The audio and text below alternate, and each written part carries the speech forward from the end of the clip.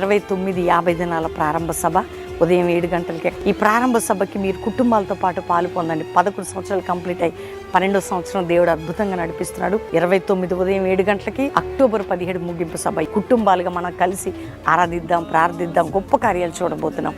దేవుడు మిమ్మల్ని దీవించును గాక. ఇక్కడికి వచ్చి అనేక మంది మేలు పొంది ఉన్నారు. ఉపవాసం అంటే మన శరీరాన్ని నలగగొట్టుకోవడం, మనం దేవునికి ఇంకా దగ్గర అవ్వడానికి ఒక మంచి అవకాశం అన్నమాట. Especially 50 days prayers is very important for me. I have spiritually increased my prayer life. ఎందరో యవనస్తులు డ్రగ్స్కు బానిస అవుతూ వారి జీవితాలను నాశనం చేసుకుంటున్నారు.